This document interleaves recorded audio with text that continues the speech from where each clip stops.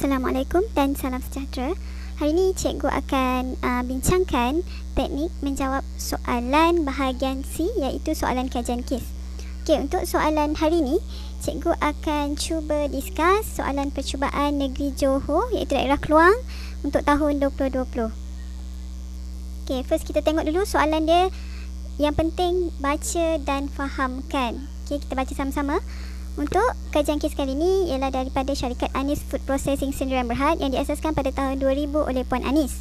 Perniagaan ini mengeluarkan pelbagai makanan sejuk beku bagi memastikan pengedaran produk dijamin kualiti dan kesegarannya. Kenderaan kontena sejuk beku digunakan.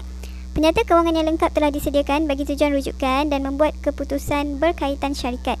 Laporan kewangan ini mengandungi maklumat keuntungan, kerugian serta kedudukan nilai aset, liability dan equity perniagaan ini. Rekod kewangan yang disimpan dengan baik dan sistematik membolehkan penyata kewangan disediakan dengan tepat.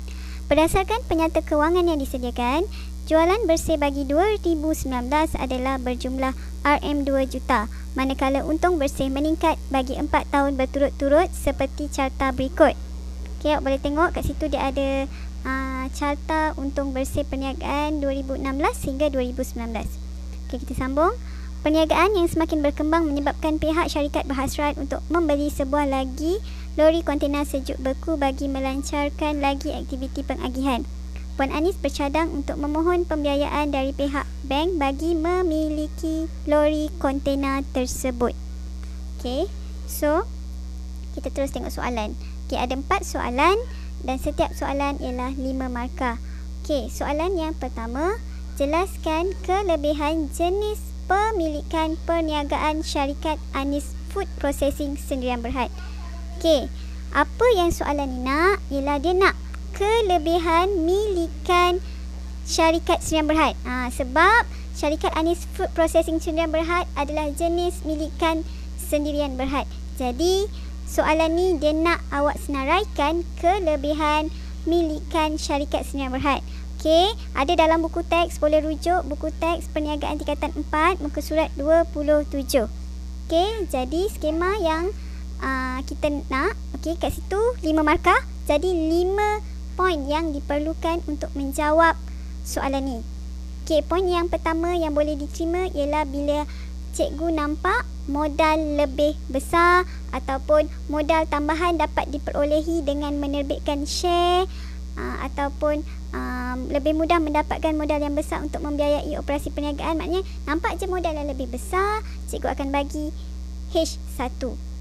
Okey, H2 pula ialah poin untuk pemegang saham yang menanggung liability terhad. Okey, kalau awak buat liability terhad pun cikgu tetap akan bagi H2.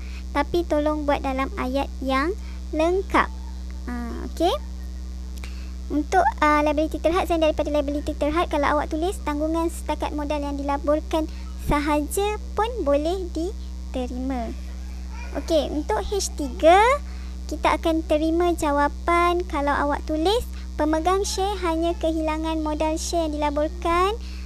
Semua harta peribadi mereka tidak akan digunakan untuk menyelesaikan hutang piutang syarikat. Maknanya kalau awak buat pemegang share hanya kehilangan modal share yang dilaporkan sahaja, kita akan terima dan bagi awak markah untuk H3. Untuk markah H4, poin dia ialah hal ehwal syarikat dirahsiakan ataupun laporan kewangan tidak perlu diumumkan kepada orang ramai. Okey, kalau awak tulis rahsia saja, salah. Tolong tulis ayat yang lengkap. Hal ehwal syarikat dirahsiakan. Okey. H5, pemegang saham terbesar syarikat berhak untuk mengawal setiap operasi syarikat. Kalau awak tulis lembaga pengarah berhak untuk menguruskan operasi syarikat pun kita boleh terima, asalkan maksud dia sama untuk H5. Okey, untuk H6, perniagaan boleh diwarisi ataupun perniagaan berterusan dalam tempoh jangka masa yang panjang. Okey, untuk tahun lepas, macam tahun lepas punya skema, kalau untuk kajian kes, kalau contoh macam kat kajian kes kita syarikat Anis Food Processing kan, so dalam jawapan awak mesti ada nama syarikat Anis Food Processing Sdn Bhd, at least sekurang-kurangnya 1. Contoh, kalau awak buat kelebihan jenis pemilikan perniagaan syarikat Anis Food Processing Sdn Bhd ialah, dan awak senaraikan ikut huraian ni, kita tak kenakan penalti. Kalau awak tak sebut, cikgu akan tolak 1 markah sebagai penalti. Jadi kalau awak ada semua poin ni, awak boleh dapat 5 markah.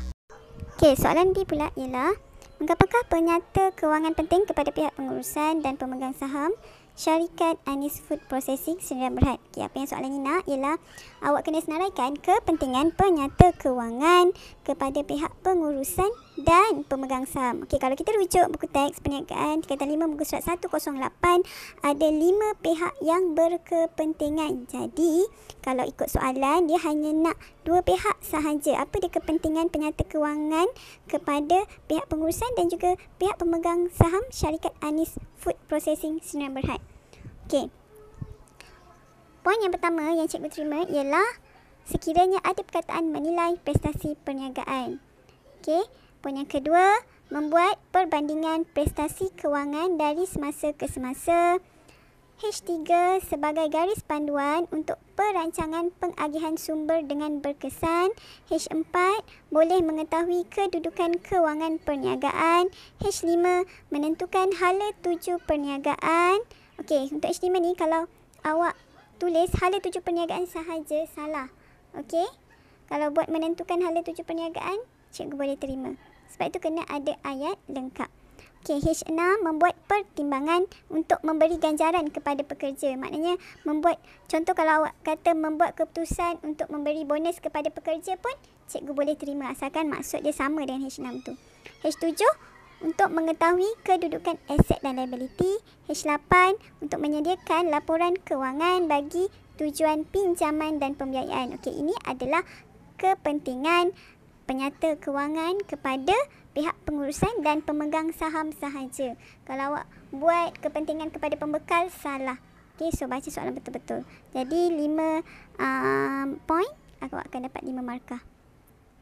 Okey, soalan C. Hitungkan peratus margin untung bersih bagi tahun 2019 dan jelaskan prestasi syarikat tersebut. 5 markah juga. Okay, apa yang soalan nak? Yang pertama, awak kena kira peratusan margin untung bersih. Yang kedua, awak kena huraikan atau tafsir prestasi berdasarkan margin untung bersih itu. Okey, ini boleh rujuk buku teks perniagaan tingkatan 5 muka surat 111 dan 117. Okey. So, first awak kena kira. Okay, kalau awak letak formula sahaja, okay, ni penting sebab formula ada markah. Okay, letak formula untung bersih bahagi jualan bersih darab 100, awak akan dapat 1 markah. Kemudian awak letaklah untung bersih tu berapa, jualan bersih tu berapa darab dengan 100. Okay, kalau tengok balik dekat dalam soalan, dia ada tulis kat situ kat sebelah tu ada cikgu letakkan poin soalan dia. Okay, berdasarkan penyata kewangan yang disediakan, jualan bersih bagi tahun 2019 adalah berjumlah RM2 juta. Manakala untung bersih meningkat bagi 4 tahun berturut-turut. Okey. Jadi kat situ ada catat untung bersih, dia nak 2019. Jadi untung bersih 2019 ialah 980,000. Okey, jualan pula ialah 2 juta. Jadi 980,000 bahagi 2 juta darab 100, tu awak dapat 1 markah. Okey, lepas kira awak dapat 49%, itu awak dapat 1 markah. Okey, pengiraan saja awak boleh dapat 3 markah. Okey, kemudian awak tafsirkan dia. Maknanya peratus margin untung bersih bagi tahun 2019 ialah 49%, tu awak akan dapat 1 markah. Ataupun awak tulis bagi setiap ringgit jualan bersih, untung bersih yang diperoleh ialah 49 sen. Okey, itu pun awak boleh dapat 1 markah. Okey, untuk H4 saja. Untuk H5 ialah jelaskan prestasi syarikat. Okay, kalau kita tengok untung bersih perniagaan daripada 2016 hingga 2019 meningkat. Jadi awak boleh nyatakan kat sini keadaan ini menunjukkan perniagaan semakin cekap dalam pengurusan operasi sehingga untung bersih meningkat. Maknanya awak tulis apa-apa yang positif sebab dia punya untung bersih itu meningkat, awak akan dapat markah untuk H5. Okey. Okey, dan soalan yang terakhir sekali ialah, pada pendapat anda, apakah jenis pembiayaan yang ingin dimohon oleh Puan Anis tersebut? Berikan alasan. Kalau tengok balik dekat soalan, okey, kita tengok balik dekat soalan. Okey, dekat soalan yang terakhir sekali, perenggan yang terakhir sekali, perniagaan yang semakin berkembang menyebabkan pihak syarikat berhasrat untuk membeli lagi lori kontena sejuk beku. Jadi, apa jenis pembiayaan yang sesuai untuk beli lori kontena sejuk beku ni? Okey, apa dia jenis pembiayaan yang sesuai untuk lori kontena sejuk beku ni? Okey. Jadi, berikan alasan. So, kat situ dah 5 markah lah. Okey, boleh rujuk buku teks perniagaan tingkatan 5 muka surat 71. Kita ada banyak sumber pembiayaan. Tapi, apa jenis sumber pembiayaan yang sesuai untuk beli kenderaan ialah sewa beli. Kebanyakan masyarakat Malaysia, okey, beli kenderaan, tak kira lah individu ataupun perniagaan, mereka akan beli kenderaan dengan cara sewa beli. Jadi, bila awak nyatakan sewa beli, awak akan dapat F1. Okey, markah, 1 markah. Okey, dan huraikan. Okey, maknanya awak kena huraikan kenapa sewa beli sesuai. Huraian lah untuk sewa beli. Okey, poin yang pertama, syarikat boleh menyewa aset dengan tujuan untuk membeli aset tersebut. Okey, itu poin pertama. Poin yang kedua, bank akan membeli aset tersebut dan menyewakan kepada usahawan. Poin yang ketiga, hak milik hanya akan berpindah kepada usahawan selepas semua ansuran dijelaskan. Okey, maknanya kalau awak tulis peniaga hanya memiliki lori, ataupun awak buat ayat macam ni. Puan Anis hanya memiliki lori tersebut setelah bayaran ansuran diselesaikan. Pun boleh dapat markah untuk H3. Yang penting ada nama Puan Anis, ada nama lori, ada nama apa-apa yang berkaitan dengan kes untuk mengelakkan daripada penalti. Okey? Okey, dapat menggunakan lori untuk hasilkan pendapatan, bayaran ansuran sewa rendah, dilindungi oleh peraturan dan undang-undang. Peniaga boleh menggunakan modal untuk perbelanjaan lain. Okey, ini semua adalah huraian untuk sewa beli. Jadi mana-mana yang ada F1 dan juga H ada 4, kita akan bagi 5 markah. Okey, itu sahaja untuk soalan kali ini. Okay, InsyaAllah cikgu akan cuba bincangkan teknik untuk menjawab soalan yang lain pula. Okey, terima kasih.